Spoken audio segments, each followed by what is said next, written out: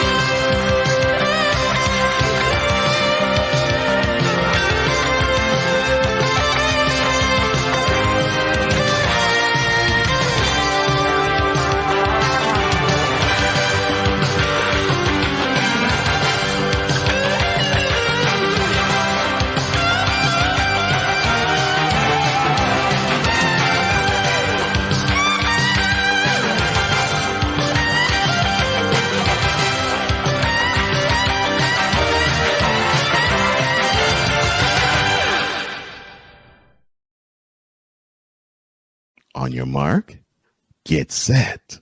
Let's go. I can't do it. We'll do it live. Do it live! I'll write it and we'll do it live!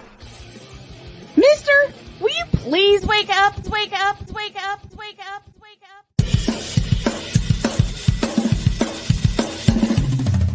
Good morning. Kevin Durant, you should have left California. This Brownsexual upset me in having to bring this teenage idiot from Wisconsin into a sports conversation. Are you really surprised that the Cowboys are giving up on Ezekiel Elliott? Whoa. Hell no. Well, no one cares about baseball. Bitch, are you for real?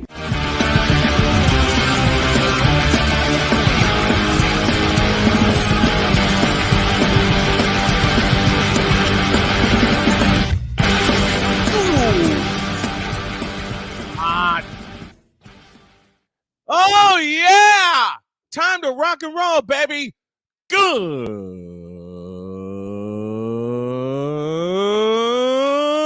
morning.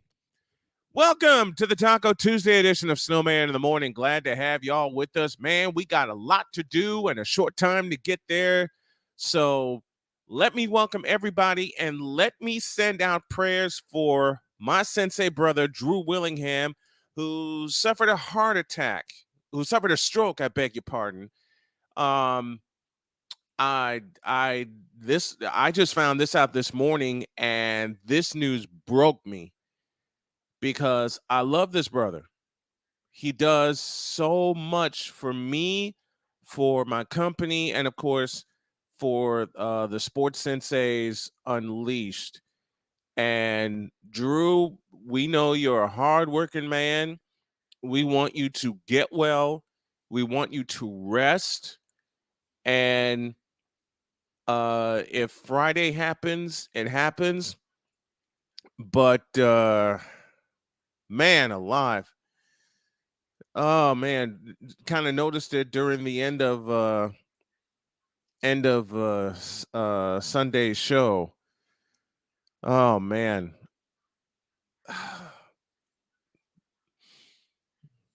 This one kind of this hits me because Drew is a brother. He's a friend of the network, and he's a brother to me.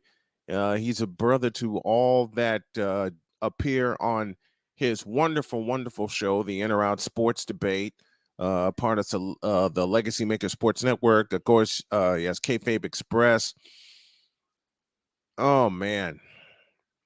Well, Drew, we're gonna do this one for you, brother. We're going to keep you in good spirits. We're going to keep this thing rocking and rolling. Let me make an adjustment here. We're going to keep this thing rocking and rolling for you, my friend. We love you. We appreciate you. We appreciate all of your hard work.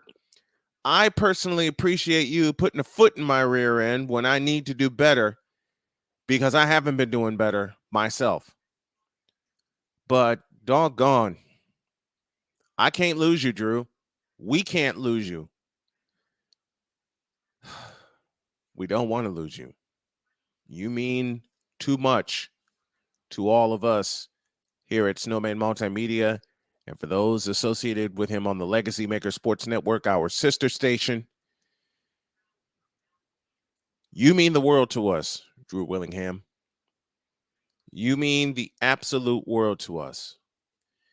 I wouldn't be who I am or who I have been just in the past 7 days without you. Without you getting on me. And though sometimes I really, really, really take it to heart, as I should, and sometimes I should not, because I know you just want me to do well and you want me to do a whole lot better. Man, I remember when I first and recently he just did a play-by-play call with my other buddy Darrell Owens from Legacy Maker Sports Network, and I am hoping one day within the next year to fly me and the missus out to Virginia and join him on a call and join them both on a call. If I got to work the sidelines, I'll work the sidelines. But I'm hoping one day to have a chance to cover a game with Drew and with Darrell and with those at the Legacy Maker Sports Network. I'm working very, very hard. I'm working very, very hard to get this going.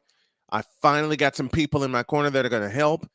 I'm finally getting my schedule in order. And that's one thing that not only Jody has taught me, not only Victor has taught me, but that is one thing that Drew has taught me, how to be organized. I learned it from a lot of people, Drew Willingham included. In lieu of the whip around, with everything that's on the docket, I'm just taking this first segment to send some prayers out to our buddy Drew. And I'd appreciate it if y'all would do the same thing. If you know him via Messenger, if you have met him through Facebook, send him some good vibes. You are too young, Drew, to be going through this. And I'm not going to speculate what caused it. We are just going to pray very hard for you and with you, D. Willie, that you stay with us. And that, man, this is hitting hard. I'm sorry, y'all. This is hitting hard because it's one of ours. It's one of our broadcast brethren. It's one that I'm sorry, everybody.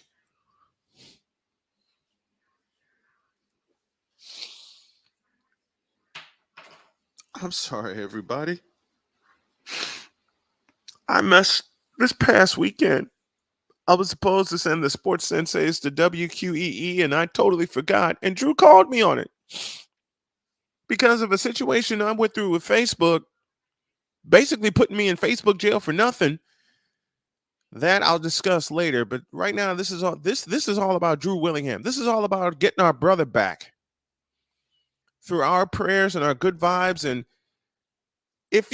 I want you to do me a favor, to those in the chat, to those who are listening and watching with us, and welcome to those of you listening via WIRUDB in Chicago, to those of you listening via WQEE in Atlanta. I want y'all to do me a favor throughout the show. If you've had any kind of contact with Drew, if you've been on his show, If you've been on the In or Out Sports Debate, no matter how many times you've been on the In or Out Sports Debate, I want you to do me a favor. I want y'all. I'm sorry, this is hitting me hard, but this is also for him.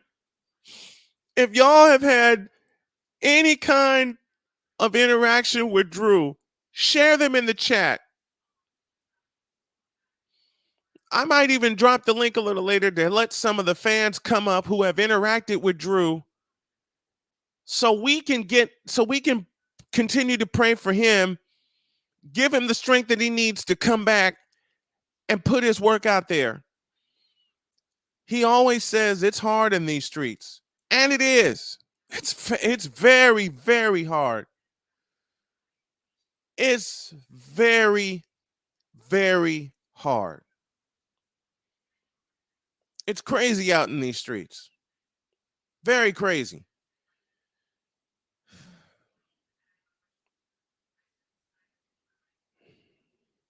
But in spite of all the craziness, aside of anyone in my family, if I can think of one person besides who we're going to have on today that lately has kept up with me and made me keep up with myself, it's Drew Willingham. And Sick Diggy, to answer your question, Drew suffered a stroke Sunday night.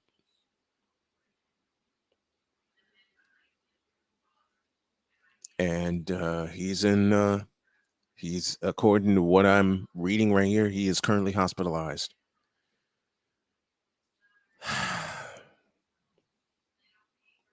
And to read that, knowing what I've been through with my health issues just in the past 2 years, I too suffered a stroke way, way back, like in 2010. As I said, I'm not going to speculate how it happened, or why it happened. I am just going to, with everybody that's here with us this morning,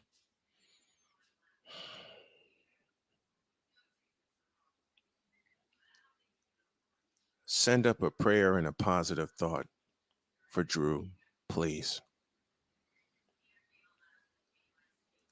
If you've had any kind of interaction with him, share it in the chat. Want all these thoughts to get to him and for him to realize you're not done yet.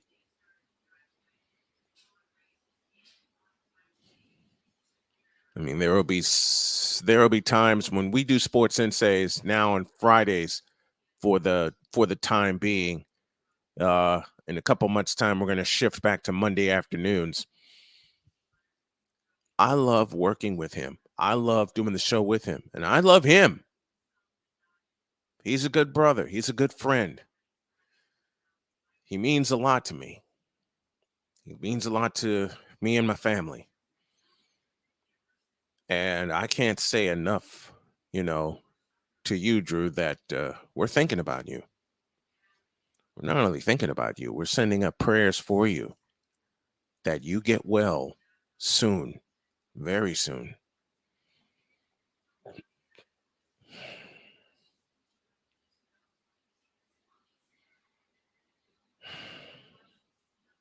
I mean, I miss you, man. We miss you. We miss all those zingers that you would bring to me, and for the pure, unadulterated laughter.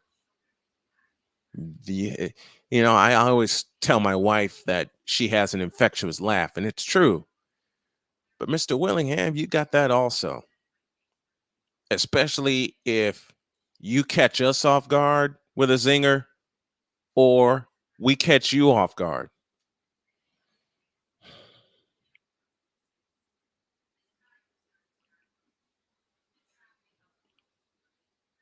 That laugh of yours, man, it just reminds us reminds me especially to laugh often. Laugh often and love hard. Because I know you love all of us here. Can feel that. Can feel that. That laugh of yours is infectious, my man. That laugh is so infectious. Look, prayers going out to Sensei Drew Willingham. We hope to see you back in class very soon. Yeah, as we're in the Fanatics feedback zone. Prayers up for Drew Willie from Ryan McCarthy. Thank you. Good morning to you, Sick Diggy. Michael Doherty, a friend of mine, I believe down in Texas, says prayers up. All the way to Japan we go with Big Cause. Good morning, Snowman. Thoughts and prayers. Thank you to you. Sick Diggy says Drew Willingham was always a joy when he'd read out the ads that I would put up. His laugh is something. It is. It's that laugh and his laughter. If I could pick a quality, Victor says, you know I will, brother, considering the nonsense that I throw at you guys and you guys bring back to me. I can't wait for him to come back because he will come back to kick more. You know what? I'll say it for you, Victor. He'll come back and kick more ass. He will. He absolutely will. He will come back even stronger.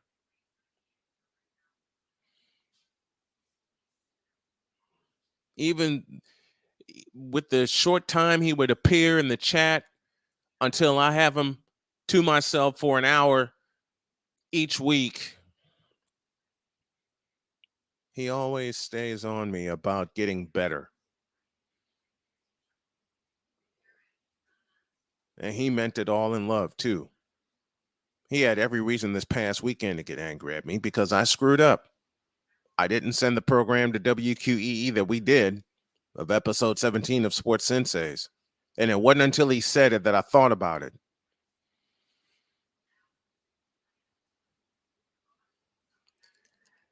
And Drew, this one's for you because I know this is one you read often during the Sports Senseis. Prayers for Drew Willingham is brought to you by Slackjaw VPN. When you want to slack off, choose Slackjaw VPN. The slacking be smooth. That's for you, Drew. That's for you, buddy.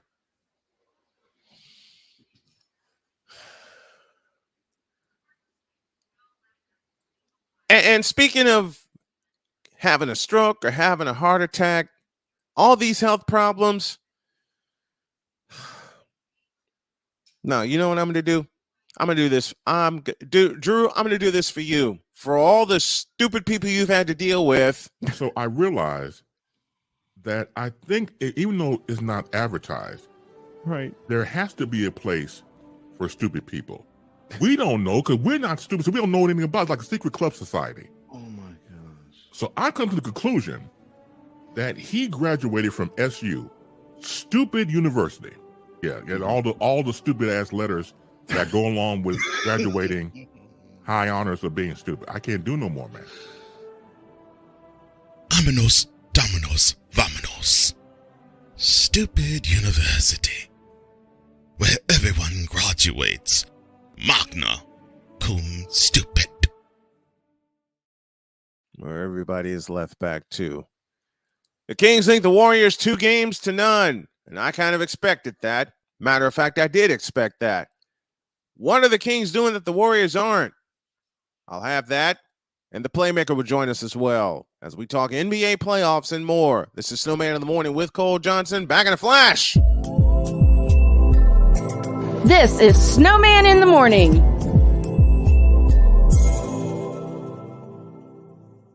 There's a 100% chance of a laugh thunderstorm.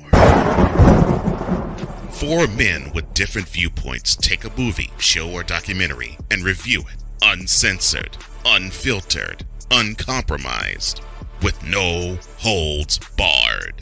Join BS3, Wilkes, King Dog, and H-Rap B as they take on Hollywood their own way.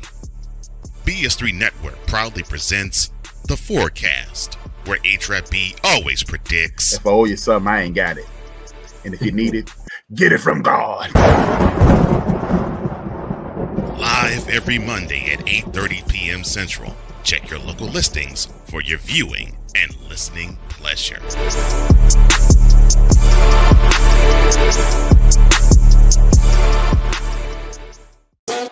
The original Think Drink is back. Level up with proven ingredients formulated to crush your competition. No gimmicks, no jitters, no messing around. Just high-potency results that keep you moving day or night. There's a new nerd in town, and we came to play. Nerd Focus. Smarter than energy. Are you waking up in the morning with a sore jaw, headaches, maybe even ringing in your ears, all because you're grinding and clenching your teeth at night? That's exactly what was going on with me. That's when I found this, the Brux Night Guard. Now, the Brux Night Guard redirects the bite force away from the back teeth, reducing jaw pain while still protecting the teeth. This unique design is what makes Brux Night Guard different from all other traditional grind guards. Go to BruxNightGuard.com and order yours today. SeatGeek is the ticketing app for fans like the High Five Strangers guy. Game-winning interception. First down. Just a nice, solid tackle. If you're in arm's length, you will be swapping skin with this extra berth. You see, he knows SeatGeek got him a great deal on tickets, so he can focus on what he does best, smacking palms. SeatGeek handles the tickets to sports, concerts, and more, so fans can fan. Here's an important message from the Diabetes Solution Center. Do you like pricking your fingers to test your blood sugar levels? No one does, but it's important to maintain your health. And now, by wearing a small remote device called a continuous glucose monitor, or CGM, you don't need to prick your fingers anymore. It's easy to use and helps you make more accurate diabetes treatment decisions. If you are testing your blood sugar 3 or more times daily, injecting insulin, or using an insulin pump, call the Diabetes Solution Center right now. And if you have Medicare or most major insurance coverage, you may be able to get a new CGM at little to no out-of-pocket cost. Shipping is free and will even bill your insurance company for you. If you are testing your blood sugar 3 or more times daily, injecting insulin, or using an insulin pump, call the Diabetes Solution Center right now to learn how to end the painful finger sticks and get your own continuous glucose monitor, or CGM, at little to no out-of-pocket cost. 'Cause we take this job so serious. I'm sorry. I did that all wrong. I did that all wrong. My bad. Do it right, will you? Oh, God. Brother guest, I'm so glad, Ryan, that you here on Coffee with McCarthy. I love you. Oh, Lord, you beat me to it. What in the all types of blue hell? This is Snowman in the Morning with Cole Johnson. Oh, good grief. I mean, the brilliance of Cole Johnson with that bump. I mean, what can you do? What can you do? 29 after the hour. Glad that you're joining us. We'll have the playmaker on here in just a moment. But I'm going to do a couple of things first. The Kings lead the Warriors 2-0. They won both games at the Golden One Center, and it was louder than hell in that joint. And the Warriors unraveled. The subject of this Snowman's Take.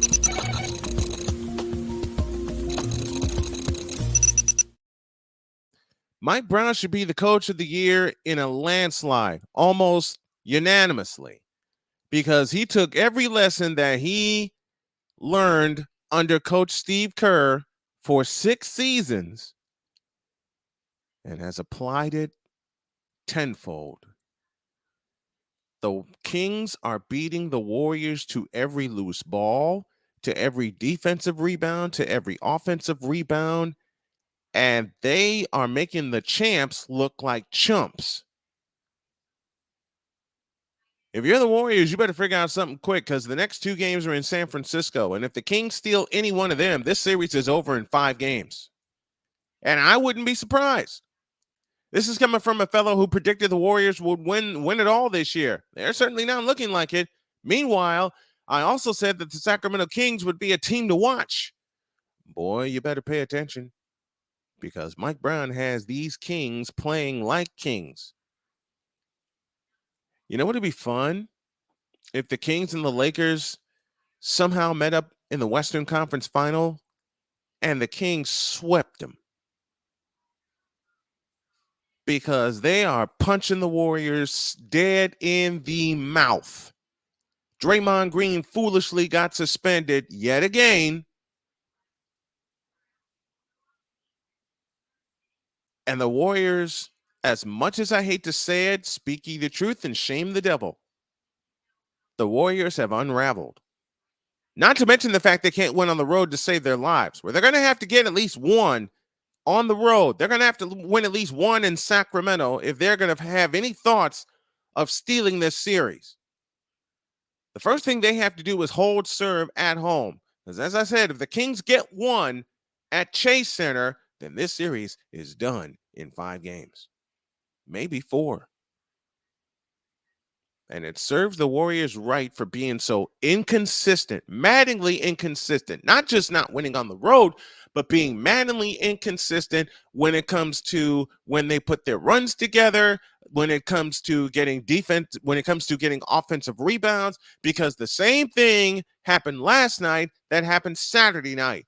One and done.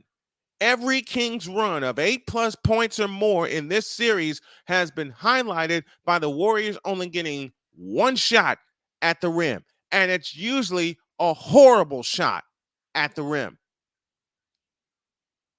The Warriors' lack of a presence in the post is going to be their downfall. And I said before, many, many times over, the lack of a presence inside for the Warriors is their fatal flaw. And boy, that fatal flaw is coming to fruition. So I applaud you, Mike Brown. I applaud you, De'Aaron Fox. I applaud you. Applaud. There we go. Hey, McCarthy, I got another word for you. I applaud you, Domantas Sabonis, Harrison Barnes, a former Warrior, Malik Monk, who finally has a team he can call his own, and finally a team and a coach that is using his services correctly, because the Charlotte Hornets stink. They suck ass, and Malik Monk got out of there. He went to the Lakers, suffered the wrath of LeBron, and now he is being a key piece of not only Sacramento's present, but Sacramento's future.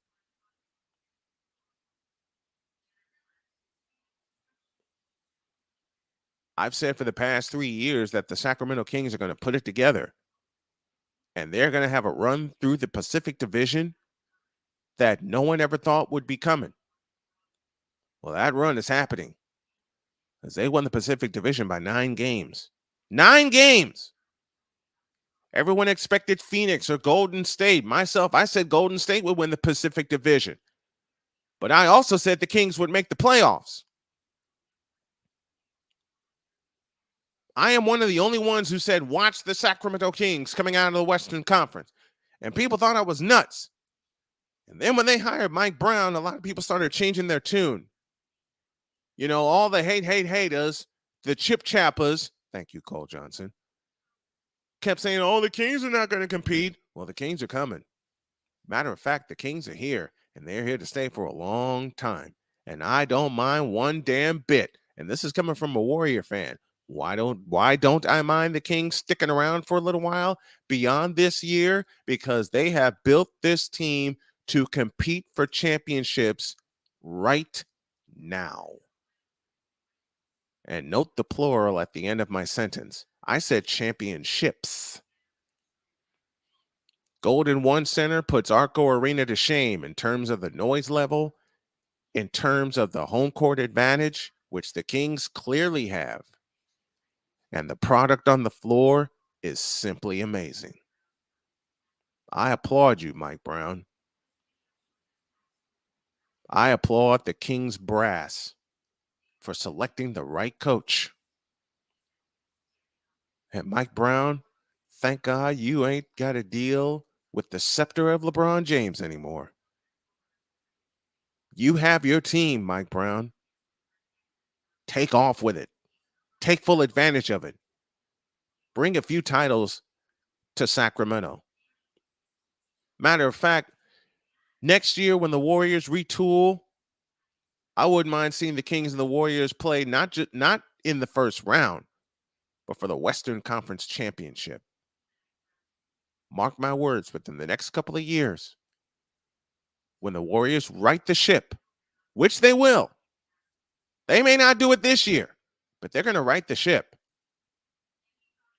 They're going to right the ship. Even though Stephen Curry will be next year going into his 15th season, Klay Thompson in his 13th season, I'm assuming they're going to keep Draymond Green and have him stick around, but you never know what could happen.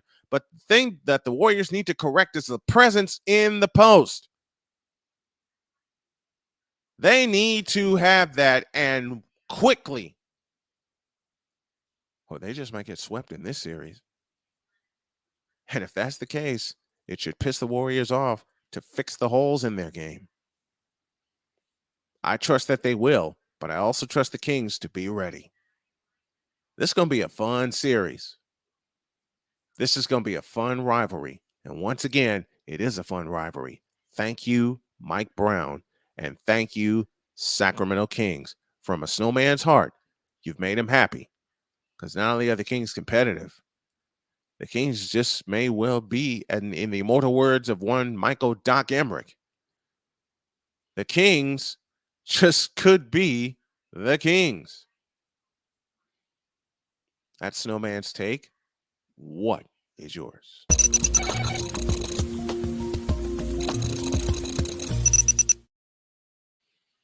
Whew. This is going to be fun. And now I welcome this man.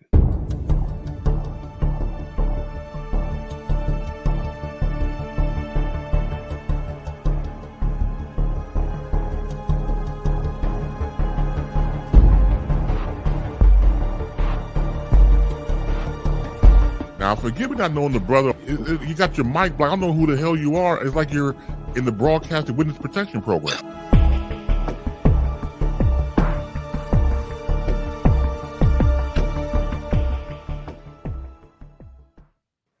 I swear that could be a show opening by itself. Here's the playmaker, Darnell Sollins, the hardest working man in content creation, and who has taught me quite a few lessons about being very hard working in content creation. Good morning, my brother. How are you? Good morning. I have to correct you. No, you don't. You were the only one who picked the Kings to be a surprise team? Well, yeah. You must have forgot. I said the Kings was going to be a surprising team. Well, I said this 3 years ago. I was 3 years ahead of you. But I know you did pick the Kings this year. I do pay attention. You weren't the only one. I was paying attention.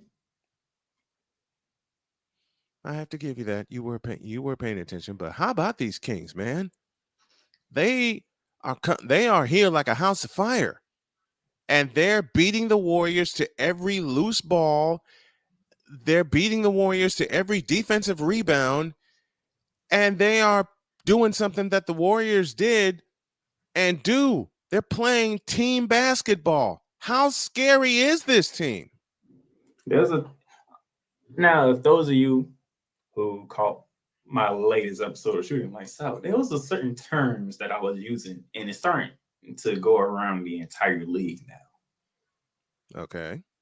Game-winning hustle plays. Yep. I caught that. You saw it from the Knicks in game 1 against Cleveland.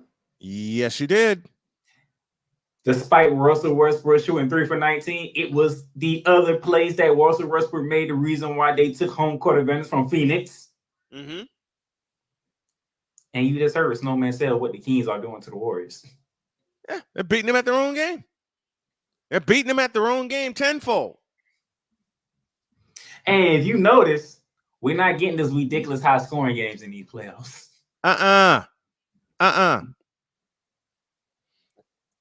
We're not.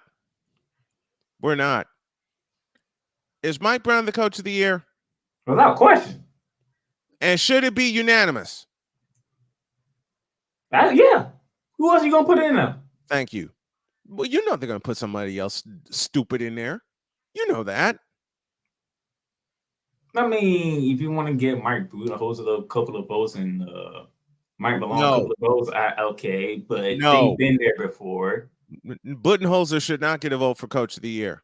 But we're talking about Mike Brown taking a team that was pretty much in the dumpster. They were dead. Into the playoffs as the third seed in the West. Mm-hmm. Okay? And it wasn't even close. No. They were pretty much fighting for the second seed. It just Memphis finally got the act together and made sure they kept the second seed. And the Kings were close to getting the second seed, weren't they? Yeah. As I said, Memphis got the act together and to keep the second seed. Mm-hmm.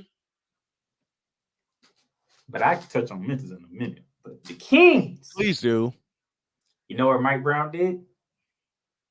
Because you knew there was going to be adjustments by Steve Kerr for game 2. You knew it was going to be an adjustment. He put Andrew Wiggins back in his spot in the starting lineup. Got him going. But you know what Mike Brown did that I don't think a lot of people is talking about? Because they more infatuated what happened with Draymond Green, the Monster Sabonis, and De'Aaron Fox.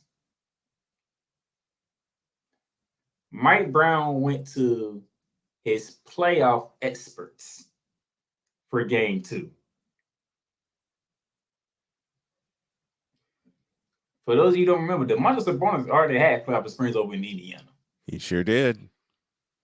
Harrison Barnes, a former champion. Former champion. The Golden State Warriors. Mm-hmm. Kevin Huerter from Atlanta. Former Hawk. He went, and then he said, okay, Steve Kerr putting in Gary Payton for defensive reasons to stick De'Aaron Fox.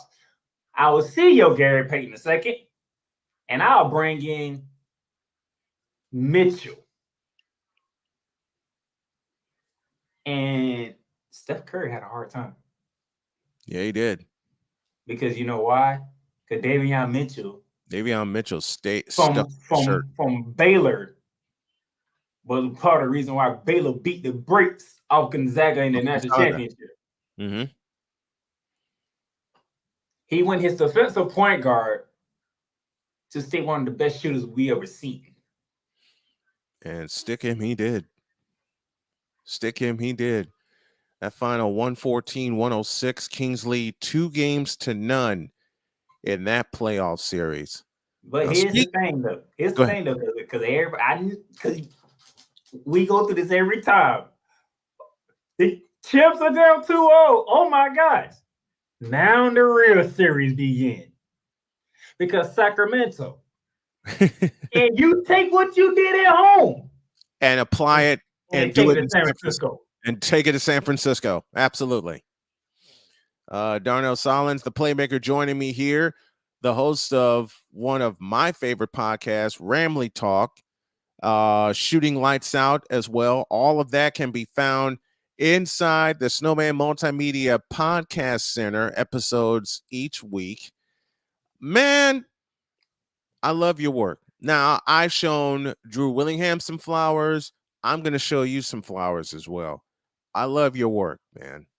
I love all the work that you put in, despite holding down what I assume to be a full-time job away from the microphone. And yet you find the time management, and this is one lesson I must learn very quickly. And being here at home really helps.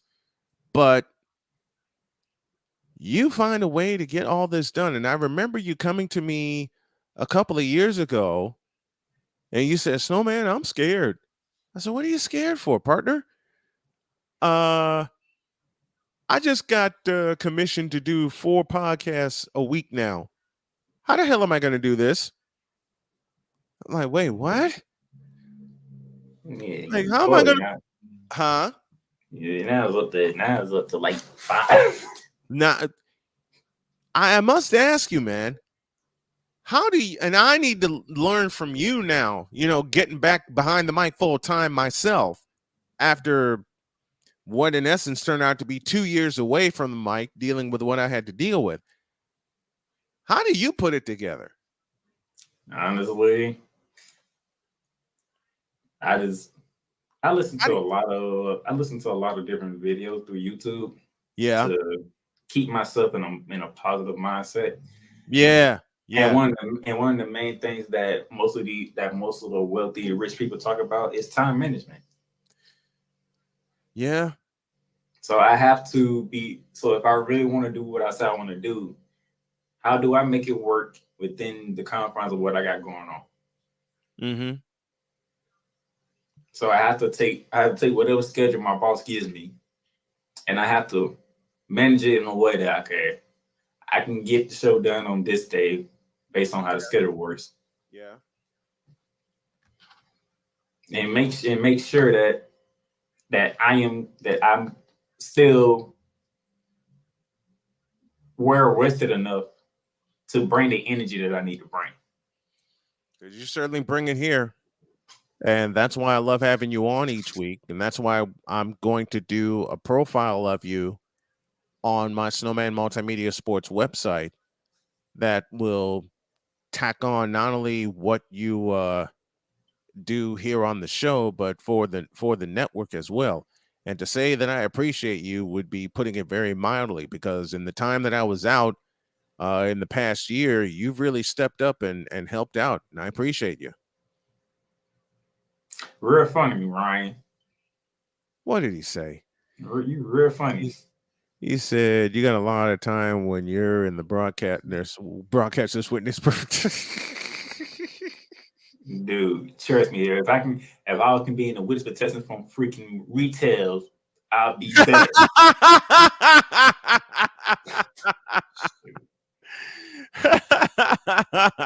Man. Well, you got a vote from Victor. The playmaker is on permanent heat check with his podcast. Yes, he is.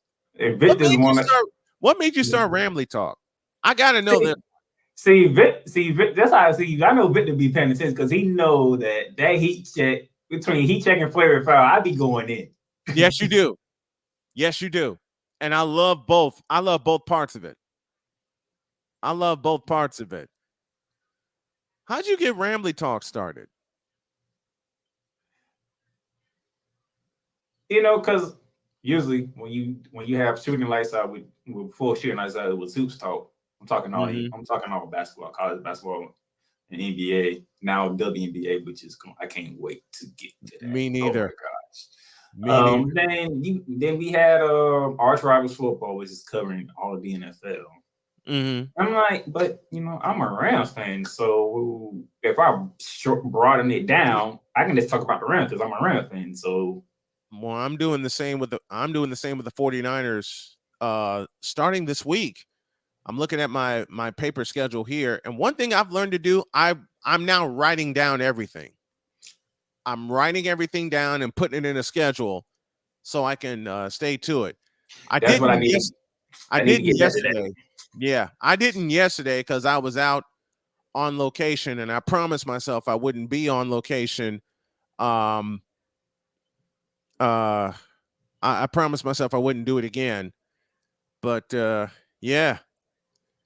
Michael Doherty joins us from Texas. He says, I can't see your friend's face. Well, that's his stick. That's him. That's him. Trust me. And thanks to Chris Bates, Chris Bates will let it go. Well, trust me. I'm saying, look, I was not in the chat on Friday, and I'm like, he's still going in on me. Like, I'm not even around. Well, you gotta vote from Mike Doherty. He says he loves it, but that's what makes you who you are. This is you. This is you. I mean, people do say if you're gonna do something, bring something different to the table. I'm like, okay, yeah, and this is what you do. I bring something different to the table. Yep. Speaking of bringing something different to the table, How much trouble are the Memphis Grizzlies in? So, or do they, I they, do I they, need they haven't they haven't gave a status update on John Morant. right? So that's some optimistic there. Yes. But if John Morant can't go, Memphis is done. Agreed. They are done. Agreed. Because if your game plan was to let Rory Hachimura shoot, you got burned for 29 in game one. Mm-hmm. And then what make it even worse. Now, I heard you yesterday. I didn't want to go in the chat because I was going to wait till I came on to say this because I know you're not going to like what I'm going to say. Bring it on. LeBron James had an ordinary game. Mm-hmm. Anthony Davis was a beast on the defensive end. Yes. But it was Austin Reeves who was the closer. Yeah. Yeah. I want y'all to let that sink in. We're talking about the King, AD, but Austin Reeves was the closer. I got no problem here. Which is a problem for Memphis. Do you need the hot seat? Not yet. Not yet? Not yet. Well, I'm going to give it to you. I'm going to give it to you anyway.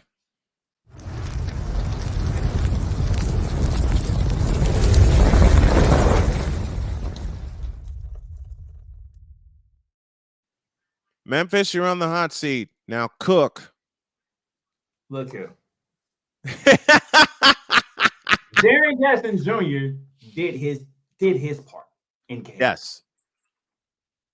I might need a little bit more defensive presence, but when you playing against AD, you got to shake the man hand because he's AD. Okay, you just shake the man. Mm-hmm. Desmond Bain did his part. Dylan Brooks, you called for this. You wanted the Lakers. And I respect you for what you said because people might take it the other way, like, oh, he called. No, he said, it's the Lakers. It's LeBron James. It's going to be a test. Why not be that team to take him out in the first round, which is rarely has happened. It only happened one time in his own career. He get taken out in the first round. Dylan Brooks didn't come out as arrogant. He didn't come out as cocky. He wanted the best matchup for his team, which is the Lakers. Yes. And as you can see, what Denver did to Minnesota in game one. Uh-huh. But here's the thing. Without the status of John Morant, the rest of you guys are going to have to step up. Luke Kennard, they called you the best three-point shooter for the season. You're going to have to show that in game two. Mm-hmm. Because I guarantee you won't have no ordinary LeBron James in game two. Oh, no. Not a chance. One thing I can say about LeBron James, when he gets a sniff of blood, he's coming for it. He's coming for it. Absolutely. And you talking to a guy who can't stand the Lakers. But my main problem is John Morant going down. That is not good whatsoever. No. Because I can tell you right now, D'Angelo Russell didn't have the best game in game one. Mm-hmm. Matter of fact, the guy who ended the playing game against Minnesota, didn't shooting, he had a terrible game in game one. Darvin Ham can pick and play either one of them. Mm-hmm. Whoever has the hot hand, you stay on the court. The other one sits on the bench. Darvin Ham has options. Memphis, you're running out of options. You already don't have Brandon Clark. You don't have Steven Adams.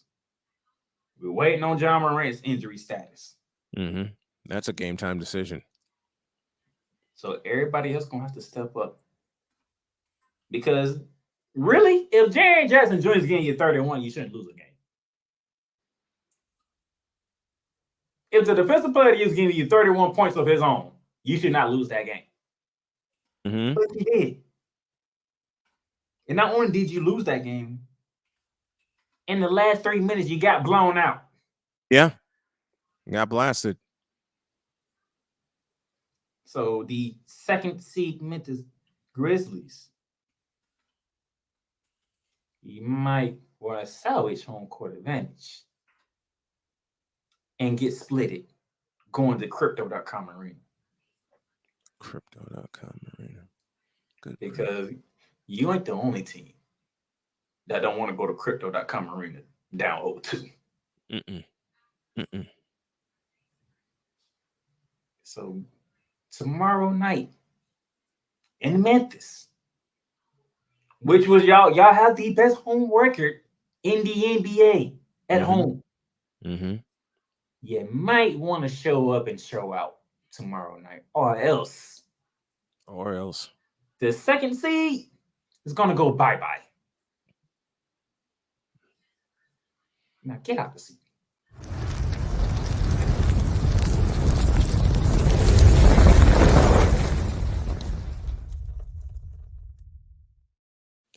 Take a break, and when we come back, I have a little surprise. And all I will say is y'all are going to enjoy the surprise. We're headed toward the top of the hour, and we're back in a flash. This is Snowman in the Morning.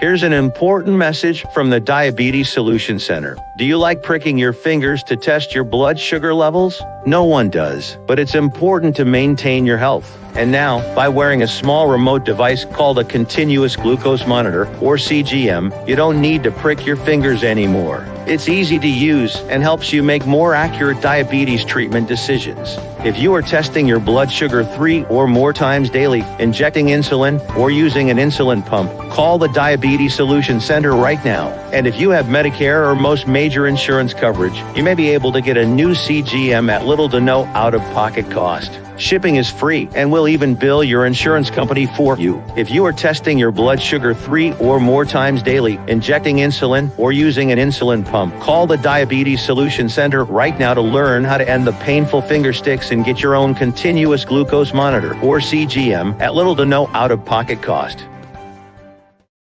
That's why we here on this platform. Marriage, a loving splendor, a daily grind. Such is the case when Damien and Jamie get together and chop it up, for marriage is real. Let's just lay it all out here. Let's just be real with it. Join this wonderful couple who keeps it real and always in love. BS3 Network proudly presents Marriage is Real, where love is the only thing that matters. Live every Tuesday at 8:30 Central.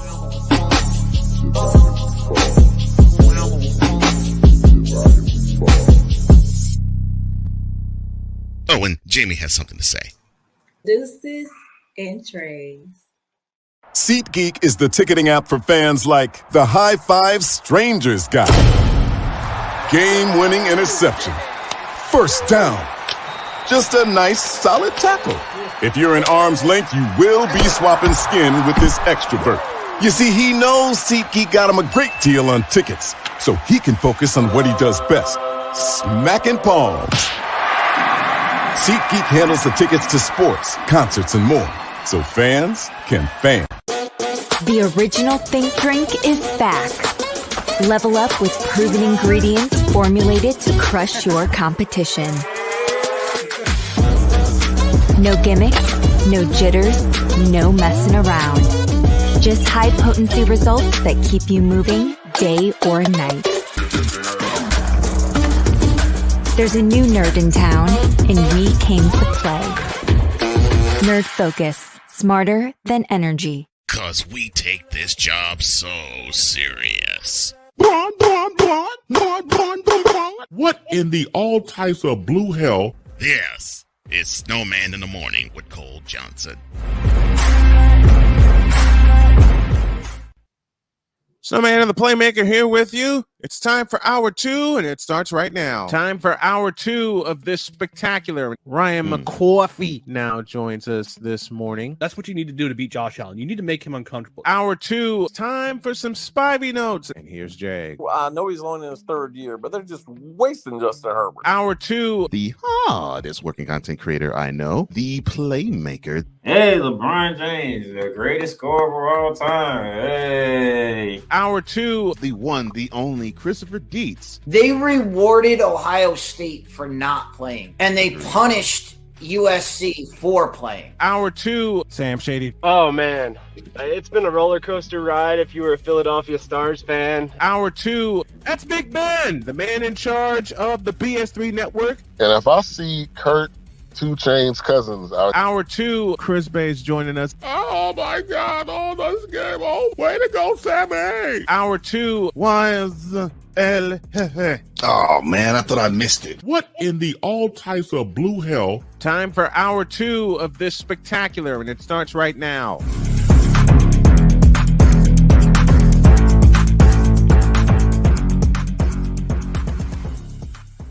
It is indeed hour 2 of Snowman in the Morning with Cole Johnson, along with the Playmaker. I'm the Snowman, and we're going to shift and talk some football because there was a gigantic contract handed out in Philadelphia, and it belongs to Jalen Hurts, whose season ended just shy of a victory in Super Bowl 57.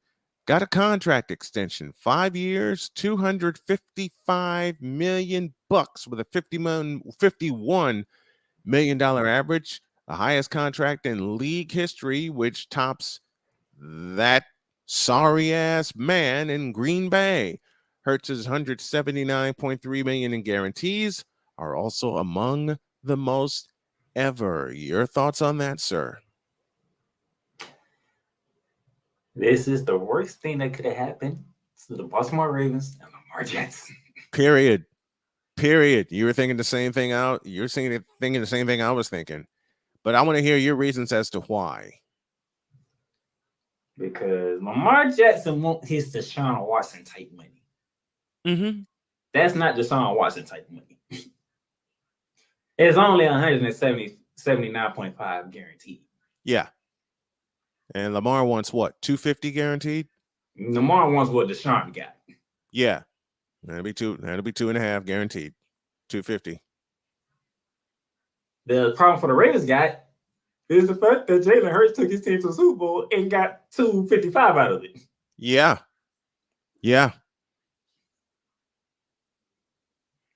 So here's the thing. First of all, you signed OBJ. I don't mind the signing, but you gave him $15 million. Mm-hmm. You gave him $15 million coming off a second ACL injury. Is it going to be that effective? See, this is what everybody jumped. Oh, they finally got a receiver. The man is coming off his second ACL injury. An ACL injury. And when I saw that signing, I was just wondering how effective he's going to be. I don't care how he looked doing tryouts and all that good stuff. Right. When you put them pads on and it's time to go 120%, mm-hmm.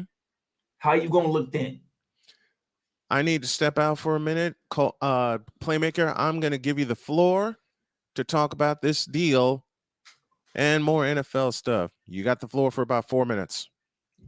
So when you sign OBJ, I get it. Okay. You haven't had a number one type target since you've been in Baltimore, Lamar Jackson. So we're going to give you OBJ. The problem is, how effective is OBJ going to be? Coming off a second ACL injury. Then you gave him $15 million, which is quite a bit of money because the Baltimore Ravens, you know anything about the Baltimore Ravens, they don't pay money like that to receivers. They don't even pay like that even to running backs. That's another thing. Now you got Jalen Hurts' contract, which he is rightfully deserving of. Because out of everybody said he is the quarterback that has the most pressure on him because he's trying to get a new contract. He's trying to show the Eagles that he can be that guy. And what did they? And they helped him. They bring in A.J. Brown from Tennessee to pair along with Devontae Smith. You still got Dallas Goedert as your tight end position. You had a host of running backs back there, and you're building the defense. And Jalen Hurts led the team to the Super Bowl and just fell short of the Kansas City Chiefs, which is no shame in that because Patrick Mahomes on the other side. Nevertheless, if Baltimore would have took care of this when they had the opportunity to take care of this, they wouldn't be in this position now. You decided to wait to play Lamar Jackson, and now you find yourself in the position when you had the opportunity to pay him close to $200 million about what, 2-3 years ago? When you knew you were going to have to pay him at some point? You could have nipped this in the bud right then and there, but you chose to play the weight game, and the weight game has put you in a dire situation because I know people pretty confident about Tyler Huntley, but if you don't have Lamar Jackson, the Baltimore Ravens ain't going far. I'm gonna put it out there plain and simple. Okay? Because Tyler Huntley is not Lamar Jackson. You can't replace a superstar talent like that just anywhere.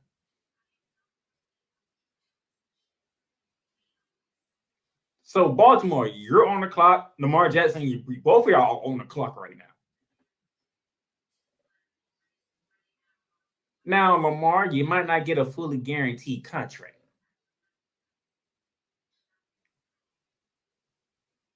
But you might have to reconsider what Jalen Hurts has got. 255 with 179.5 guaranteed. You might have to look at that contract and might say, you know what? If I can get somewhere close to that, I think we can work that out. Baltimore, if you ain't trying to offer this man somewhere close to that in guaranteed money, which should be more than what Kyler Murray got, then you really just you don't want to win. You don't want to win because you have a superstar quarterback in talent-wise in Lamar Jackson, and you can't pay him less than what Kyler Murray is getting because Kyler Murray ain't an MVP quarterback. Lamar Jackson is. Kyler Murray is not a guy that puts fear into defenses. Lamar Jackson does. Why is Kyler Murray in this conversation? He can't play quarterback. Because Kyler Murray got his money. And if the Baltimore Ravens offer him offer Lamar Jackson less than what Kyler Murray is, I'm with Lamar Jackson. Because there's no way. Okay. This is where I have fun with Playmaker, and this is where I have fun with a lot of people. I don't want either one of them. But if I had to make a choice, and I just saw the steam come from Playmaker's ears, but if I had a choice, I would go with Lamar Jackson. Easy. You didn't see no steam from me. I would go with Lamar Jackson if I were forced to make a choice between the two of them, because Kyler Murray cannot play quarterback at all. I said it, and I'm saying it again. Kyler Murray cannot play quarterback at all. He's not a leader. He's not an effective quarterback. And like Playmaker said a moment ago, he doesn't put fear into defenses. Lamar Jackson does. For everything critical I've said of Lamar Jackson puts fear into defenses. Period. I'll trust him before I trust Kyler Murray. And who else did you put in this conversation while I was away? Just Kyler Murray. I was just saying if the Baltimore Ravens offer him less than what Kyler Murray got, I'm not getting it. I'm not taking it. I'm not taking it either. And I said Lamar Jackson, if he gets somewhere close to what Jalen Hurts got, he need to reconsider because they're putting you up there with a Super Bowl caliber quarterback now. Yeah. Yeah. Now, Jalen Hurts. You got your money. Now, here's where the real test comes in at. Can you duplicate what you did last season? That's a hell of a question. Because how many times have you seen guys get paid and all of a sudden They fall off? They fall off. I believe in Jalen Hurts because Jalen Hurts, he's the type of guy who comes ready to play, comes prepared every single week, every single day. He comes ready to prepare. But now you have to solidify why the Eagles paid you. Which basically means what you did this past year, you have to do it again. Now it's going to be interesting because y'all don't have Miles Sanders no more. He took his talents to Carolina. Where? Carolina. Where? Wait a minute. Hold up. Time out. This is telephones. Penalty flag in the field. Need to talk about that one next Monday. Miles Sanders went where? He went to Carolina. I will not cuss. I will not cuss. I will not cuss. I will not cuss. I'm going to cuss. Why the hell did he do that? Why? Miles Sanders, why didn't you stay in Philadelphia? He went to Carolina. Trust me, I was just as surprised as you. I'm like, when I seen him, I'm like, wait a minute. Miles Sanders in Carolina? Goddamn. Okay.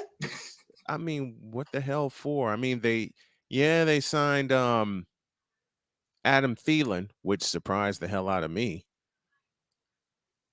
They signed Adam Thielen, and for what? And they CJ Stroud? And they snuck around and they ended up signing Miles Sanders too. For what? CJ Stroud or Bryce Young? What the hell for?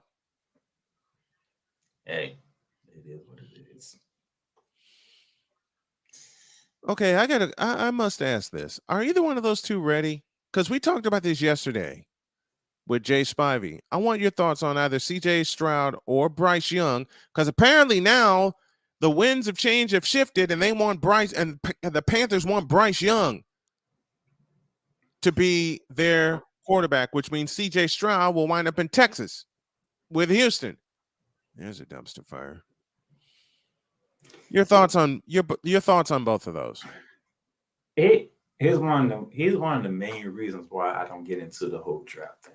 Okay, I'm listening because, and I'm probably going to agree with you, but go ahead. What happens in college can't translate to the NFL. NFL. Am I in the ballpark here with the finish of that statement? Yes, because like you have to for you to see, you have to just watch the guy play and see how he plays. What CJ Stroud did against the national champions in Georgia gives me more optimism of him being more ready for the NFL than Bryce Young. Can you preach that? It's not a landslide. Can you preach that again, please, Playmaker? Preach that again, please. When the moment was at the biggest time, CJ Stroud did everything he needed to do to give his team the opportunity to win. Yeah. It just the special teams let Ohio State down. Yeah, widely down. Widely down. I mean, think about it. The lights is on this game, and this is a 1-4 matchup. CJ Stroud put on a show with the world watching him. Yeah. Yeah. And this comes from a guy who can't stand Ohio State, by the way. So just imagine how I feel. I have to watch Ohio State and Georgia go at each other. Right. Bryce Young, and this is why I like listening to people like Dan Orlovsky, Kurt Warner. What system is Frank Reich going to put in Carolina? That's a damn good question. If it's the same system that he was trying to use in Indianapolis. I like Bryce Young. Because Bryce Young wants to be in that pocket and throw the ball around. Yeah, he likes being in the pocket. He likes being in the pocket. Absolutely. Now, depending on what your former defensive coordinator does in Houston and what type of offense he wants to run. Oh dear. If he wants to pull the same type of running attack that he had in San Francisco under Kyle Shanahan, that's a big if. Either one of them quarterbacks will work. That's a big if. Because you already know you got your running back in Damian Pierce when he comes back from his injury. Mm-hmm. That's your number one back right there. Yeah, I don't know if he'll be that healthy though from that injury. Now you need to get you just expressing the thought out loud. Oh no, you good now because I'm going to say you need to go ahead and get you a solid backup. Yes. To go behind him. Right. Get you some good receivers. Don't have to be top notch receivers. Get you some good receivers. Yeah. Yeah. And then you can put Bryce Young or CJ Stroud in there, and you good to go because you have an athletic quarterback either way. Because right. Bryce Young and CJ Stroud, they can move in the pocket and they can run the ball too. Right. But what type of team are they going to, and what type of offensive system they're going to be playing in? That's the question. That's how you really know if a guy's ready for the NFL. Yeah. Yeah, because if it doesn't match the system, then it doesn't matter who you select. And I've always thought of this about drafts anyway. What you just explained is why I don't do mock drafts. Because what they did in college 9.5 times out of 10 does not translate to what they do in the NFL, period. Because of that reason right there. What system are they going to put in place? What system are they going to have? What system are they going to use? That reason right there. And you talking about two teams who just changed head coaches. Yes. So you don't know what the hell's going to happen or when the hell it's going to happen for that matter. I mean, you would think that they'd get right to work. And I have a question for you from Michael Doherty from Frisco, Texas. Is there a thought that CJ's representatives are asking for more than what Bryce Young's are? So they are shifting gears as a smokescreen and a negotiation ploy. For that to be even a question is asinine. And I'm not talking about him, but for that question to even come, that's asinine. Because, first of all, you're not in the NFL yet. True. You ain't even been drafted yet. Right. So why are you out here trying to make numbers? Get drafted. Get on the field first. Mm-hmm. Show them why you was picked where you was picked at. Show them why they should pick you where they're going to pick you. This is where the NIL deal comes into play now. Because the NIL changed everything in college. Yeah. Because guess what? You want to say you can make money like this now more than any other professional choice. Right. Going to the women's side, just for those of you who are not paying attention. Angel Reese is making millions as a national champion. Is there anybody in WNBA off the top of your head that's making millions? No. Exactly. No. But for the men can't do that. Because first of all, you got to adjust to the NFL speed. True. NFL speed is different from college. Much different. Much faster. Much stronger. For CJ Stroud, them wide open targets that you had at Ohio State ain't gonna be that open if you go to Carolina or Houston. No. Because everybody's gonna come after him. They're gonna be tight windows you have to fit that ball to. And I haven't seen him do it. Because be honest with you, when we're talking receiving cores, mm-hmm. Carolina and Houston ain't in the top 15. Not even close. Anybody even been in the top 20 in receiving core. Not even close. Not even close. And that So should don't- frighten the daylights out of both of them, shouldn't it? So Because here's part of it. Numbers. Here's part of the argument right here. Here's part of the argument. Those wide open receivers, like you just said, think of the top part of the season. Who are they playing against? I want you to think about it. If you go to Carolina, who were they playing? Who were they playing against? There's a Saints defense, and we know the Saints defense they don't give up big plays like that. No, they don't. Tampa Bay, if they healthy, you definitely ain't giving up big plays like that because you got to worry about that D-line getting you first. Mm-hmm. Atlanta is improving on the defensive end. That's frightening. If you go to Houston, do you really want to be in the shootout with the Jaguars? No. After the year Trevor Lawrence just had? Hell no. Hell no. The Titans, you can say what you want about their offense, but they defense sure be up there. True. Now the Colts, we'll see. The Colts is the question mark for that division. Big question mark. Big question. They solved their. Who would be, since we're talking about the Indianapolis Colts, who would be the best quarterback for them?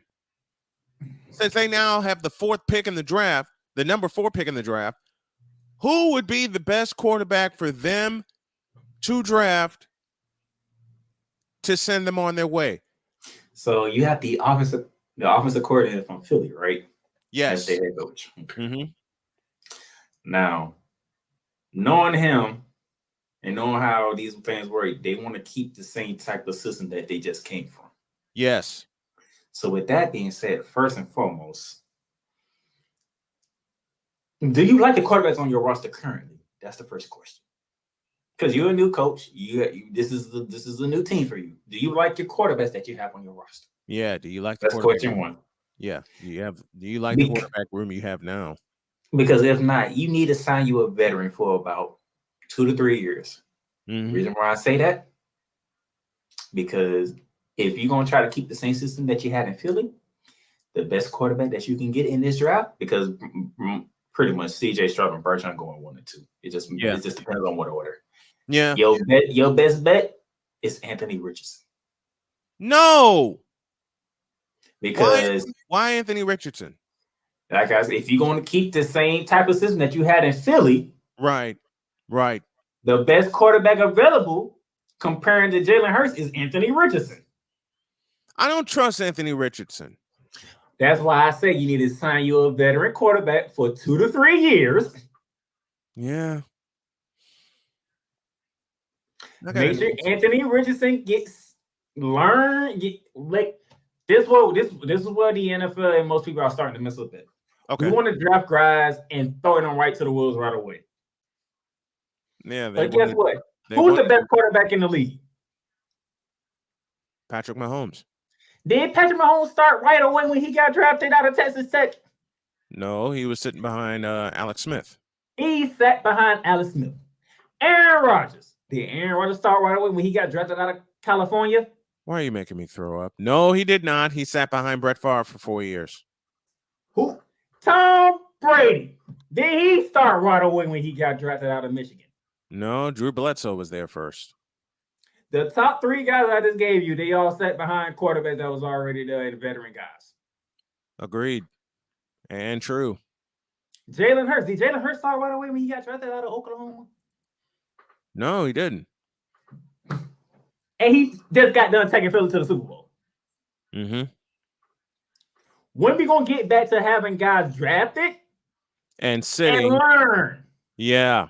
And learn. Very good thought. Very good point. If you bring in a veteran quarterback to help get your offense, if you're the coach, to fruition while Richardson sits back and learn, by year 3, you can give him the keys and say, all right, show me what you got. Can Sam Ehlinger run that offense in Indy? That's the question. He hasn't been getting a lot of playing time. True. And now you got to learn a whole new system. You know what? I agree with your point about drafting a quarterback and letting him sit behind a veteran.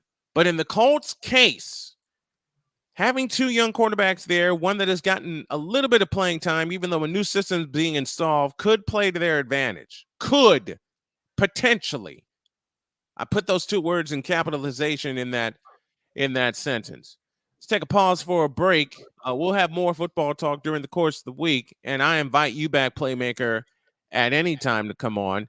Let's take a break. When we come back, I will give my thoughts on the state of the NBA and why it blows.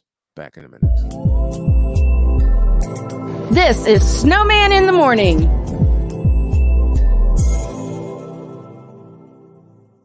Here's an important message from the Diabetes Solution Center. Do you like pricking your fingers to test your blood sugar levels? No one does, but it's important to maintain your health. And now, by wearing a small remote device called a continuous glucose monitor, or CGM, you don't need to prick your fingers anymore. It's easy to use and helps you make more accurate diabetes treatment decisions. If you are testing your blood sugar 3 or more times daily, injecting insulin, or using an insulin pump, call the Diabetes Solution Center right now. And if you have Medicare or most major insurance coverage, you may be able to get a new CGM at little to no out-of-pocket cost. Shipping is free, and we'll even bill your insurance company for you. If you are testing your blood sugar 3 or more times daily, injecting insulin, or using an insulin pump, call the Diabetes Solution Center right now to learn how to end the painful finger sticks and get your own continuous glucose monitor, or CGM, at little to no out-of-pocket cost. That's why we here on this platform. Marriage, a loving splendor, a daily grind. Such is the case when Damien and Jamie get together and chop it up, for marriage is real. Let's just lay it all out here. Let's just be real with it. Join this wonderful couple who keeps it real and always in love. BS3 Network proudly presents Marriage is Real, where love is the only thing that matters.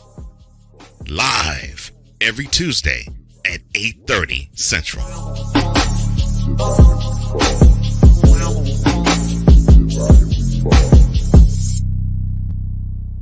Oh, and Jamie has something to say. Deuces and trays. SeatGeek is the ticketing app for fans like the High Five Strangers guy. Game-winning interception. First down. Just a nice, solid tackle. If you're in arm's length, you will be swapping skin with this extrovert. You see, he knows SeatGeek got him a great deal on tickets, so he can focus on what he does best, smacking palms. SeatGeek handles the tickets to sports, concerts, and more, so fans can fan. The original Think Drink is back.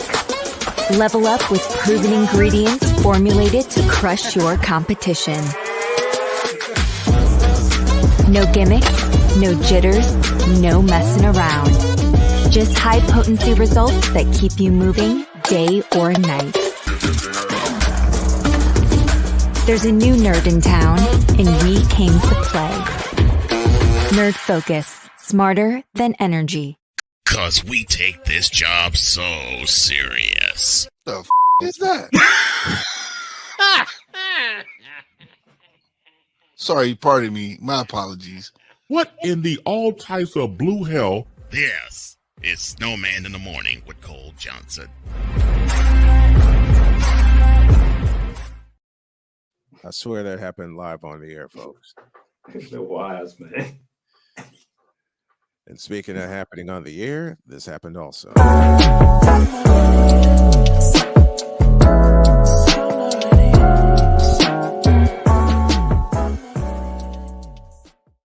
And Lauren Harvey is for the streets, just so y'all know. And Lori Harvey is for the streets. She's for the streets. She's for the streets, my guys. Oh my gosh. Also, mentality is for the streets, but not in that vernacular. But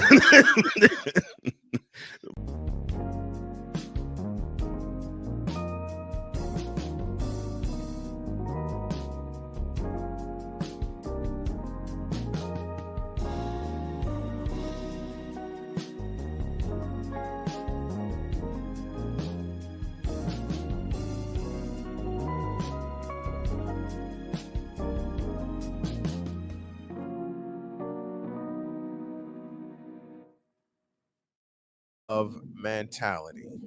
Don't worry. In a minute, Why's gonna be happy what I gotta say.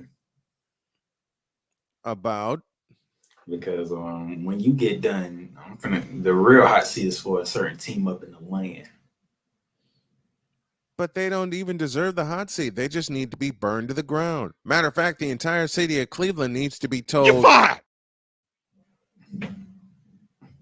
That includes the Browns. That includes the engines. That includes the cadavers.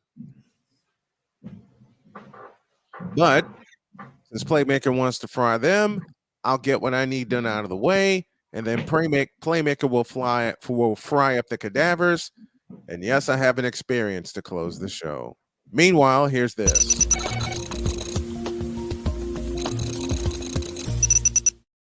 This morning, Snowman's Take, the second one thereof, is brought to you by SeatGeek, and it's on the state of the NBA. And a lot of NBA fans are not going to like what I have to say, but it goes like this. The NBA is in bad, dire straits right now in terms of the product on the floor. The chief reason I will talk about tomorrow, because there's a certain player I'm not allowed to mention until Wednesday. So, since that group wants to come after me and defend you know who, I'll save that part of this for tomorrow. But he's the reason the NBA is in dire straits, because everyone is propping him up. And you have an all-star game that sucks. You have a play-in tournament that's worse. And you have the problem we like to call load management. Because a lot of these fans have already been priced out when they expect to see a Stephen Curry or a Kawhi Leonard or a John Morant, and they're given the night off. The Spurs started this stuff. Then you got some of the fundamentals that are now gone, and some other fundamentals from other parts of the game that have been brought in, like the Euro step. Get rid of it, please. Manu Ginobili started that mess. To me, the Euro step is a flat-out travel. Speaking of travel, you got James Fat-Ass Harden, who loves taking 4 steps back. Referee looks at him, doesn't call the damn thing, and he gets a wide-open 3. Just ask the Los Angeles Clippers how that feels. Just ask them.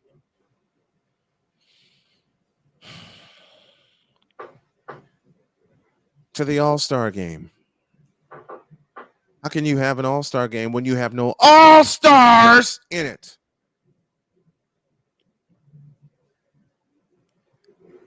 How can you have an All-Star competition when there are no All-Stars in it? How can you have an All-Star weekend where there are no All-Stars in it? It sucks. It's rancid. It's horrible. Yeah, thank you, Victor Locke. James Stay Puffed Harden, and he stays puffed in more ways than one. They need to call it the No Star Weekend, because there are no stars in the game, or there are very few All-Stars in that game that a person like me, a person who's watched basketball for 40 plus years, recognizes. And then there's this ridiculous thing we like to call the play-in tournament.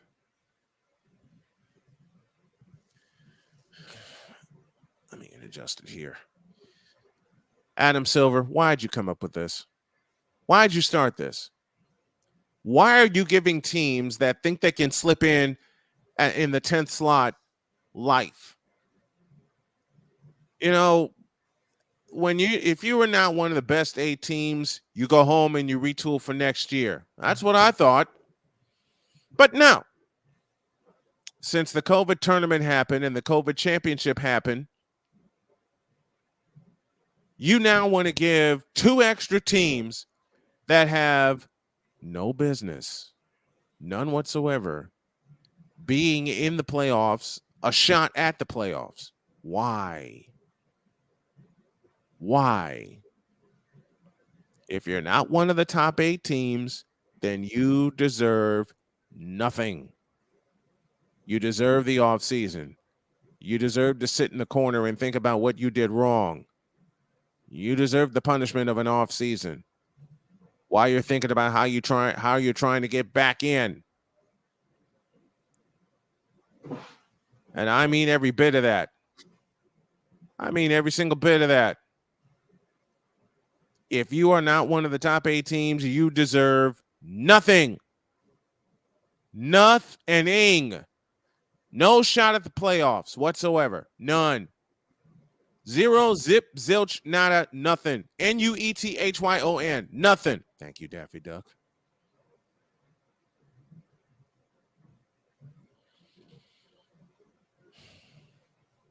It's just playing in tournament. That's all a money grab. That's it. That's it. It's all a money grab. And it needs to be eliminated. I said it, and I'll say it again. The play-in tournament needs to be blown to smithereens. The All-Star game, check that. The All-Star weekend needs to be obliterated and blown to smithereens. It needs to be blown up. Until the fundamentals come back to the NBA, I'm not the only fan you're going to lose.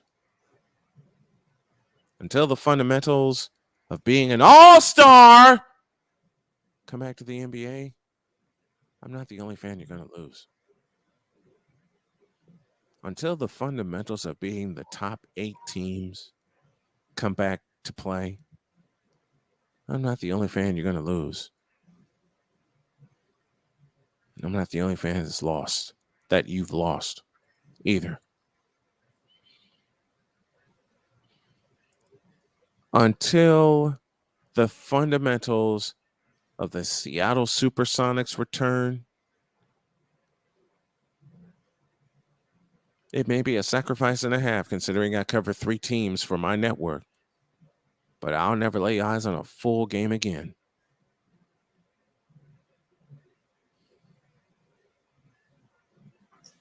And this last one.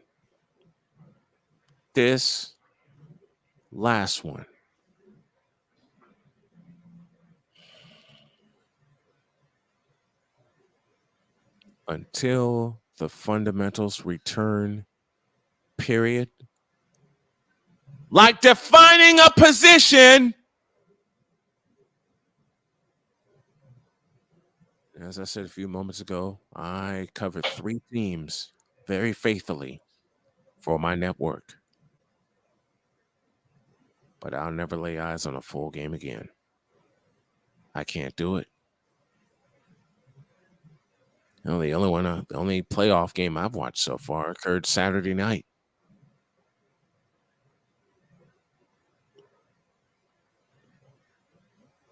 But as for now, if you can curb the rules, then I can curb my fandom. That is Snowman's take. What is yours?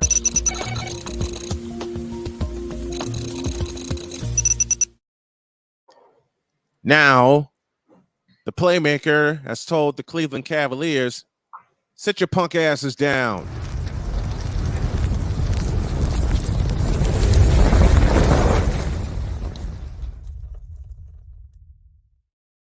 All right, playmaker. Look. All right, the main subject of this is the Cleveland Cavaliers, but it's a second part of it that has me to deal with people going at KD, but I'll get to that later. Cleveland! We have an issue. Uh-oh. And because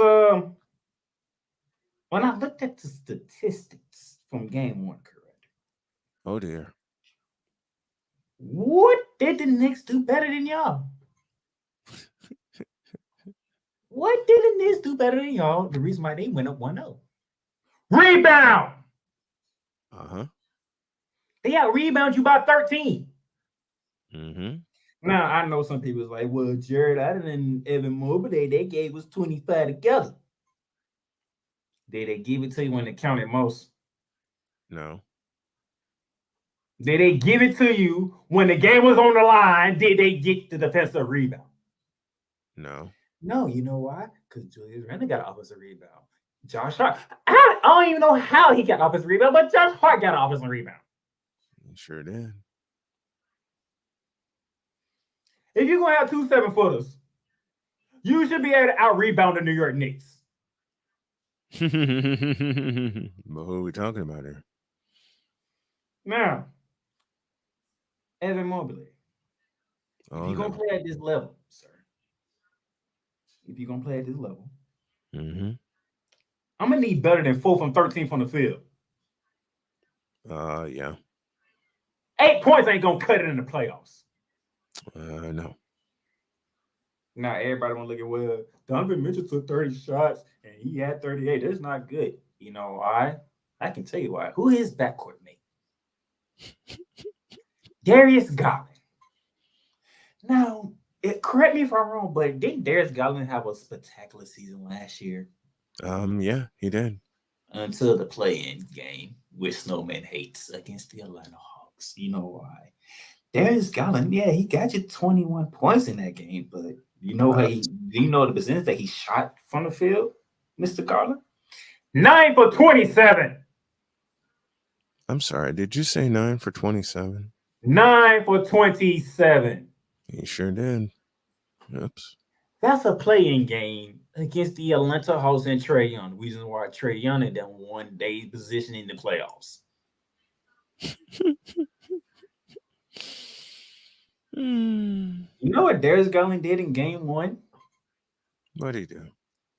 He gave you 17 points from 7 out of 13 shots. Seems efficient to me. Why you want to take 13 shots? You're not being aggressive. See, Snowman, I know Snowman didn't watch the game, so this is why I get to do this. You're not being aggressive. You're not being assertive. You're not being Darius Garland like you was in the season. No, and no. Why Donovan Mitchell had to take 30 shots? Because he knew, he looked at Darius Garland and was like, Darius Garland, he ain't going for it. So I got to go for it. Yep. Seems true to me. If Darius Garland, you in these postseason games is not looking good, okay? You only had 2 postseason games. I'll play in with the Atlanta Hawks and you didn't look good at all. And you had game 1 against the New York Knicks and you was not nowhere to be found. You suck. Evan Mobley, I don't need you to take rush shots. Catch the ball, trust the fundamentals that you learned at USC, and put them to use. I'm sorry. Did you say fundamentals? You just cussed. I did not cuss. Trust me, I ain't even got to cuss. I know, but you just cussed to some basketball fans' eyes by saying the word fundamentals. Well, you talking to a guy who played high school basketball, so and been watching basketball all his whole life, so y'all can shut up. Thank you. Say that again, please. Because guess what? Fundamentals plays a role in the playoffs. Fundamentals plays a role, period. When you get to the playoffs, that's when fundamentals takes over. Playoffs? What about playoffs? Sorry. Go ahead. You want to know why Golden State has 4 titles during this decade? Because of fundamentals.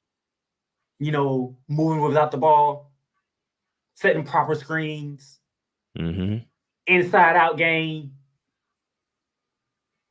See, most of y'all are fascinated about the Golden State Warriors because they shoot a lot of threes, but y'all don't realize how they get them threes. Death by backdoor. When you get beat to the rim, as much as Golden State Warriors do to teams. Yeah.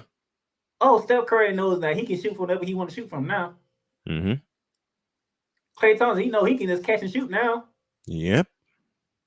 Jordan Poole can say, "Oh, I can pull up now. I don't beat y'all to the hole." And then you have Draymond Green. And by the way, if I had time, I would get into you, Draymond Green, because if you get suspended, you rightfully deserve it. Yeah, agreed. No argument. But Draymond Green knows, hey, he's a playmaker. He knows how to find open people. See, y'all are fascinated by how Curry can launch from half court and make them with no problem. And he can shoot the ball and run back down the court and not even look at the shot go in. But y'all don't see the fundamentals inside of what they do to make those happen. Nope. They sure don't. You know what fundamentals are? Necessary. Getting the defensive rebound when it's time to get the defensive rebound. Listen up, Golden State. Cleveland didn't do that. New York said, oh, we can get offensive rebound. Let's get it. King said the same thing. Fundamentals. What's the rest was? Shot 3 for 19 from the field against Phoenix. But he went to the fundamentals of defense to steal the game. You want me on Devin Booker? I got Devin Booker. Block his shot, and I'm going to throw the ball off of you so we can get possession. New York did the game-winning hustle plays, which you need in the playoffs, to take home court from Cleveland. Tonight is game 2. It is. Cleveland. Darius Garland. Your future stars need to show up tonight to take pressure off of Donovan Mitchell. Because if you got to go to MSG on Friday night for game 3 and it's 0-2. Down 0-2. You're done. Mm-hmm. We're going to be around here listening to Stephen A. Smith and Orange and Blue Skies all day long. Dear God. Spike Lee going to be unbearable as well. He's unbearable as it is, but that's a story for another time. Who knows how Wild's going to act on any program he's going to show up on. If the Cleveland Cavaliers don't get their act together and look like the 4th seed that won 51 games. They won how many games? 51. How? Not playing like that. That team that won 51 games better show up tonight. Oh, it's current calls when you go to MSG. Mm-hmm. I'm just letting you know. And then that brings me to the people that want to get on Kevin Durant. Uh-oh. Now, I hear what people, you know the main thing people do, Snowman? What's that? They make the wrong kind of argument. Oh, I've been around people who do that. You know the argument they're trying to make, but they make it the wrong way. Yep. Let me make the argument correct for you. Please do. The only thing you can get mad for KD for game 1 is he was not more assertive in the 4th quarter. Agreed. When this man had 1 rebound rate from a triple-double, you can't get mad at him for that. Because for you to have 11 rebounds in your first playoff game with your new team, that tells me you understood what the game plan was from the other team, and you knew other guys were going to be open. Sounds right. If you want to say Kevin Durant didn't show up in the 4th quarter, I am all good for you. I have no problems. But to sit here and say Kevin Durant played terrible, he wasn't this, he wasn't that. Number one, is this Kevin Durant's team? No. Is this Kevin Durant's team? I want you. Is the Phoenix Suns Kevin Durant's team? No. No, correct? Who team is it? Devin Booker. Devin freaking Booker.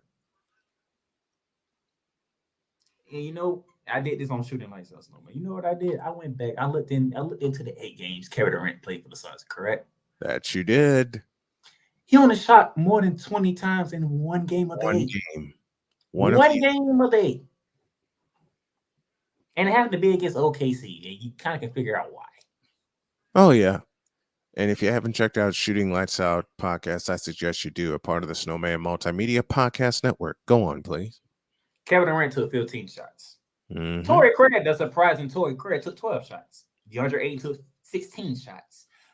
Devin Booker took 19 shots. Chris Paul took 8. Now, if y'all want to throw Chris Paul on the bus, I have no problem because Chris Paul shouldn't be taking 8 shots in the game. Mm-hmm. In playoff situation basketball. Playoffs? Sorry. But Devin Booker only took 4 more shots than Kevin Durant. But everybody want to go at Kevin Durant. Yeah, they do. This ain't Kevin Durant's team. This is Devin Booker's team. And first of all, do not compare Kevin Durant and Golden State to Kevin Durant and Phoenix. You know why? Two different organizations. Two different philosophies in these organizations. Mm-hmm. When Kevin Durant went to Golden State, Steph Curry, Klay Thompson, Draymond Green, they talked to him like D Wade talked to LeBron James when LeBron James was in Miami. You take over. Mm-hmm. You know why? Because the Golden State Warriors understood. Dude, you can take over. We don't care. Because guess what? Ain't nobody finna help. Nobody finna help off Steph Curry. Ain't nobody finna help off Klay Thompson. Klay Thompson. But that's both suicides right there. So guess what? You have no choice but to play man-to-man against Kevin Durant. Mm-hmm. Because you knew if you helped out, somebody gonna be open. And I just said Draymond Green's a playmaker, right? That you did. So you really don't want to help out Draymond Green either, because Draymond Green gonna catch the ball. You gonna rotate, and Draymond Green gonna find an open shooter. Tic-tac-toe. That's not how Phoenix operates. If you've been paying attention to Phoenix basketball since Chris Paul got there with Devin Booker, they don't operate the same way as Golden State. True. There's no pass, find the right shot, make it. Devin Booker, you go get your points. Chris Paul, you be the floor general. DeAndre Ayton, if you give us anything, please give us a double-double. What was that you said earlier? Since some people get paid, they fall off. Yes. Do you put DeAndre Ayton in that category? I certainly do. DeAndre Ayton hasn't been DeAndre Ayton since Giannis took him to school in the finals. No argument that. Wait, let me use my partner's words. That lie can't be found. So don't sit here and try to go at Kevin Durant because he ain't taking over. Because it's not his team. Not his team. Monty Williams, Devin Booker, Chris Paul, if they had that conversation with him, he's not going to do it.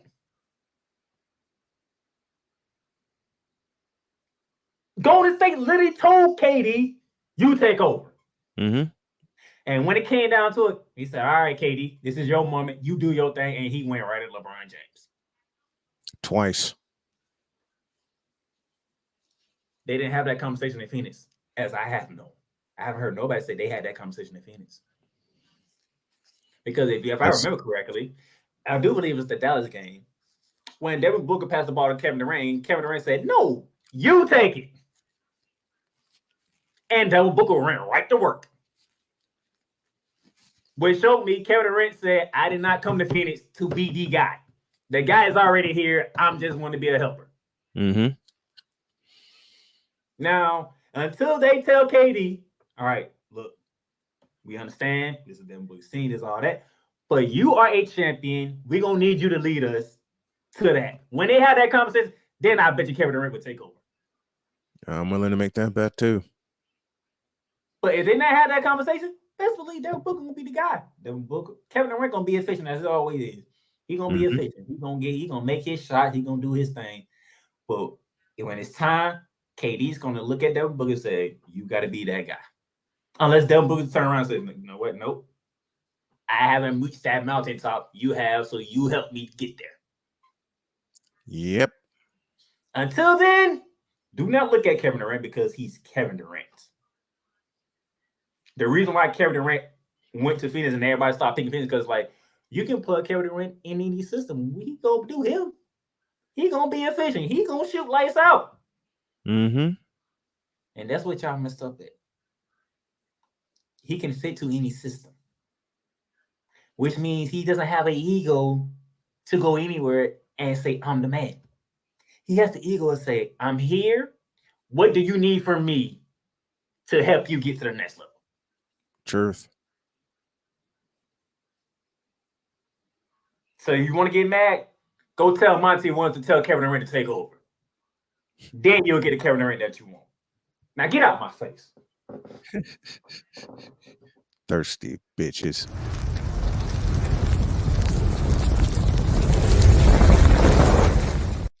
Trey.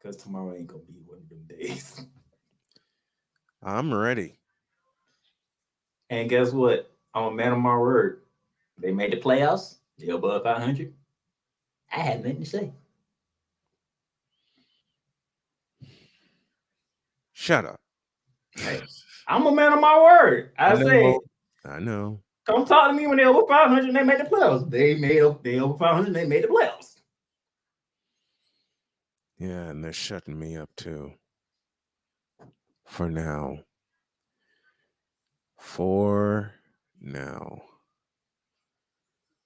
I need some more coffee. But I'm gonna need y'all to actually pay attention to these games. I'm sorry. Did you tell them to pay attention to the games, knowing they won't? Yes. But no, if won't. Well, guess what? You just can't get known on just taking hot takes. I know that. You know that. Cole knows that. The chat knows that. But these fanalists don't. So you see how I broke it down with Memphis and then to Cleveland and then to people who want to get at Kevin Durant. Mm-hmm. There's levels to this. I'm sorry. Did you say a LeBron spit take out loud? That there are levels to this? There's levels to this. Oh, I know that. There are levels to this sports talk thing. Unfortunately, people don't understand the levels. They don't understand the levels. Can you break down why you see the things the way that you see, why the sets the way that they are? I can tell you why New York Knicks out-rebounded Cleveland by 13. And why just getting 25 combined rebounds from Mobley and Allen doesn't work for me. And just like I broke down why Golden State got punked twice at the Golden One Center. One and dones. And if you don't know the term and think it doesn't apply in professional basketball, then you don't know the game. See, I can break down why Sacramento's up 2-0. Same here. I can break down why the Knicks are up 1-0. And then turn around and say the series now begins in San Francisco. Yeah. Oh, but the Keys up 2-0. No, the real series begins in game 3. Mm-hmm. Because you know what the Keys did? The Keys did what they supposed to do. They defended home court. They have home court advantage. They defended the floor. They defended the Golden One Center. Now it's time for the Warriors to defend the Chase Center. Now the series really begins. The Golden State Warriors are in a position they are not familiar with. How do the champs respond? Absolutely. How do the champs respond? And now, Drew, I don't know what the situation is, but I'm praying for you, sir. Drew is at home. He had a stroke Sunday night, and he is at home. He says, thank you all for the kind words and sentiments. I'll address everything on the next Sports Senses Unleashed. When that is, I don't know yet. I'm still here, and I got plenty left to accomplish before I roll out. Yeah, you better. You better. We are praying for you, brother. We are praying for you. Take all the time that you need and keep us abreast of what's going on. Let's get on out of here. By the way, for those of you who don't think I know basketball, you fool! For those of you who don't think Playmaker knows basketball, you fool! For those of you who think anybody in the chat that chats along with us doesn't know basketball, you fool! You fool! You fool! Have a great day. God bless. Remember to make your next move your best move. And always remember, if your dreams don't scare you, they're simply not big enough. Dream big, do bigger. We are, and we hope y'all are too. We are out of here. See you tomorrow. God bless everybody. And God bless you, Drew.